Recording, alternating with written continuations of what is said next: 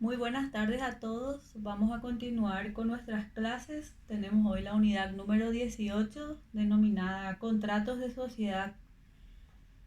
En esta unidad vamos a referirnos a uno de los instrumentos jurídicos, quizás hasta el más importante, de que se valen los seres humanos para la consecución de sus fines comunes, el cual es el contrato de sociedad.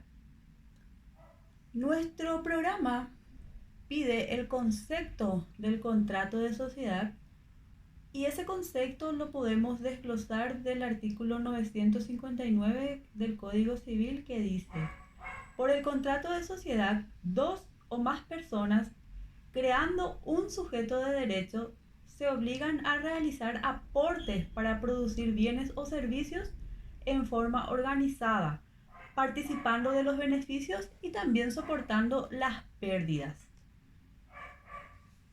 Pide también nuestro programa hablar de los caracteres del contrato de sociedad. El contrato de sociedad es un contrato consensual porque basta el simple consentimiento de las partes para formarlo. Es oneroso porque todos los socios tienen la obligación de hacer sus aportes. Es un contrato de gestión colectiva. ¿Por qué? Porque los socios se obligan recíprocamente a propulsar mediante su cooperación un fin común. El contrato de sociedad es también un contrato formal para algunas, como por ejemplo la sociedad anónima o las sociedades de responsabilidad limitada, porque para su constitución la ley impone las exigencias de la escritura pública para algunos contratos, como la SA o la SRL, como les dije, y también otras, y su inscripción posterior en el registro correspondiente. Otro tema que tenemos que hablar en esta unidad es los elementos de este contrato. Para que se configure este contrato hace falta los siguientes elementos. Primeramente, es necesario ante todo la reunión o la agrupación de dos o más personas. Segundo, es preciso que ellas se reúnan para lograr un fin común. Tercero, que ese fin consista en una utilidad apreciable en dinero. Y finalmente, que todos los socios participen de las ganancias como también de las pérdidas. Continuando con el desarrollo de nuestro contenido programático, vamos a hacer una breve diferencia acerca de lo que son los contratos civiles, comerciales y asociaciones. Bueno, las sociedades civiles son contratos por el cual dos o más personas se obligan a poner en común dinero, bienes o industria con el fin de crear una persona moral. Que no tiene un carácter meramente comercial, pero sí que busca un beneficio lucrativo, así como repartir entre ellos sus ganancias. Ejemplo de este tipo de sociedades serían las organizaciones no gubernamentales, clubes sociales, organizaciones barriales, entre otras. En cuanto a la sociedad comercial, tenemos que ellas tienen por objeto la realización de actos de comercio o en general una actividad sujeta al derecho mercantil, y se diferencia de la sociedad civil en el hecho de que esta última, o sea, la sociedad civil, no contempla en su objeto social actos mercantiles. Y la última diferencia que nos pide es la existente con las asociaciones. Bueno, una asociación es una entidad en la que un grupo de individuos se unen para llevar a cabo una finalidad no consistente en la obtención de un lucro. Este es el aspecto fundamental que la diferencia de una sociedad, dado que en las sociedades el carácter económico es predominante, es decir, los socios persiguen un beneficio. Sin embargo, en las asociaciones no persiguen la obtención de fines lucrativos. Pide también hablar nuestro programa de, de la disolución de las sociedades, y ellas se encuentran contempladas en el artículo 1003 de nuestro Código Civil, que tiene 6 incisos. Dice que la sociedad se extingue por vencimiento del plazo, por la realización del fin social, por la imposibilidad física o jurídica de alcanzar dicho fin, por el acuerdo unánime de los socios,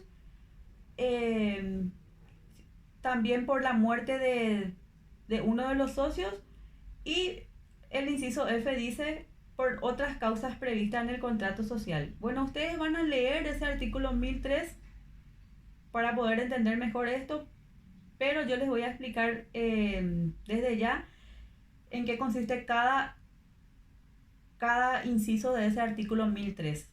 Bueno, el inciso A es bien claro, dice: por el vencimiento del plazo se extingue la sociedad. Así, por ejemplo, cuando se constituye una sociedad para una determinada obra, como suele suceder con las grandes obras públicas, que al concluir la misma se disuelve la sociedad por haber cumplido el objetivo a que fue subordinada, o cuando se determina un plazo. Si la sociedad debe tener una duración de 5 años, pues al cumplirse el término causa su disolución, y para tal efecto no estará subordinada al hecho de que estén concluidos los negocios que tuvo por objeto el acto constitutivo. La segunda causa, o sea, el inciso B, es la que hace que termine la sociedad por la realización del fin social.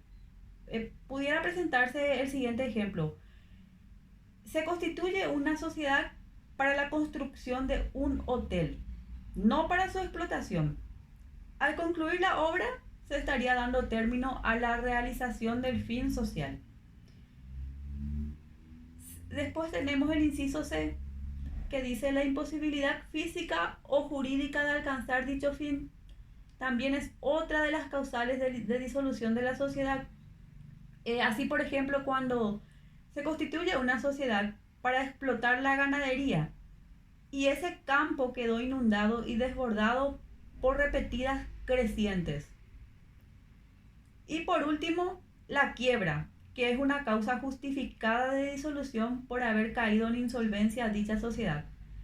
El acuerdo unánime de los socios es también otra de las causas. Para que exista sociedad se requiere el número mínimo de 2 personas.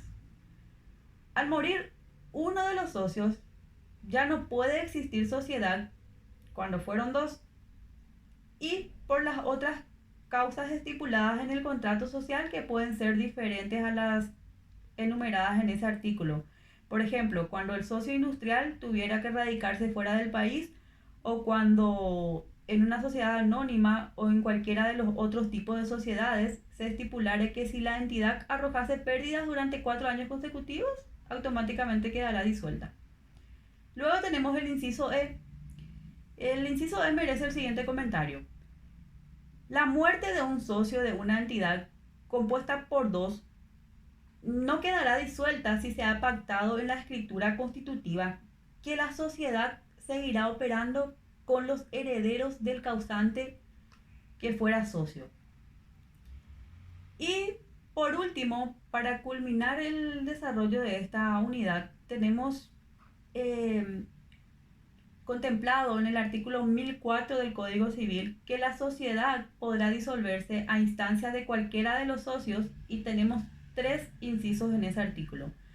El inciso A, que dice: por muerte, renuncia o remoción del administrador nombrado en el contrato social.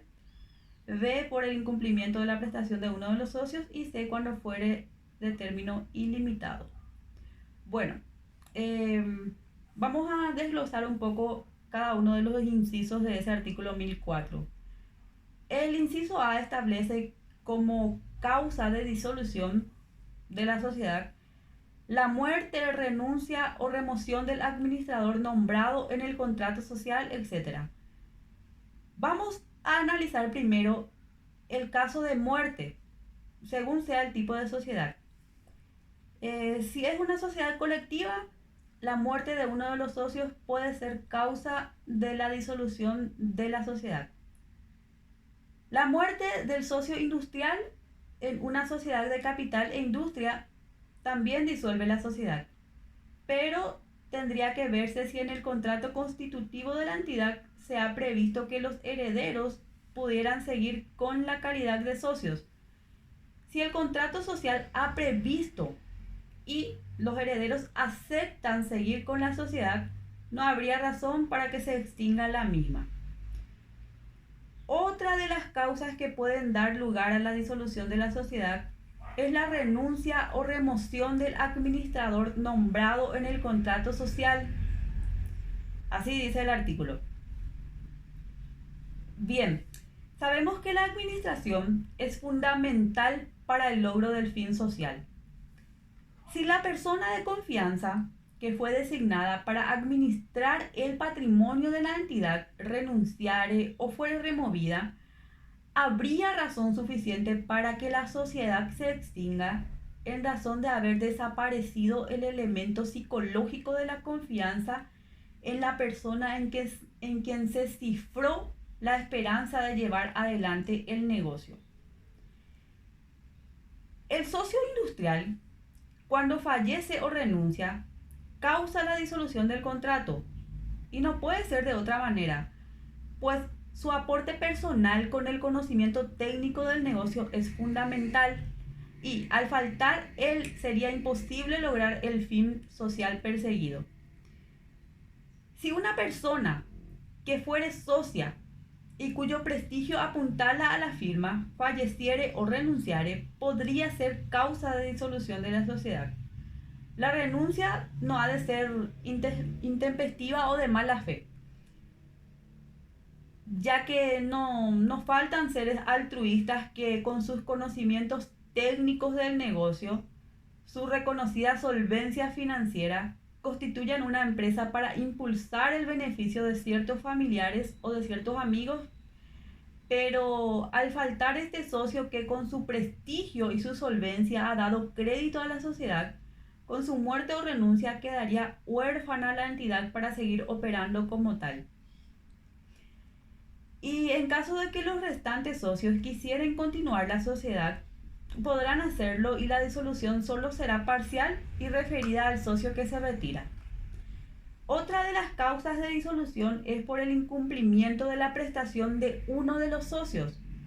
Por ejemplo, si se constituye una sociedad para explotar la ganadería, uno de los socios debe aportar dinero, otros 5.000 hectáreas de campo y otros 3.000 cabezas de ganado vacuno.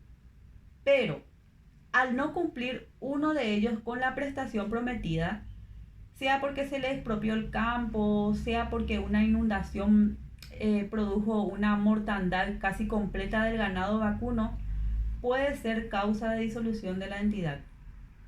Y por último, para finalizar esta unidad, tenemos que cuando el término de duración no fuese determinado, también puede producir la disolución de la sociedad. O sea, pueden establecerse cláusulas de opción para continuar la sociedad con los herederos del causante, ex socio de la entidad. Bueno, hasta acá la unidad número 18 y luego vamos a continuar con la 19. Gracias por la atención.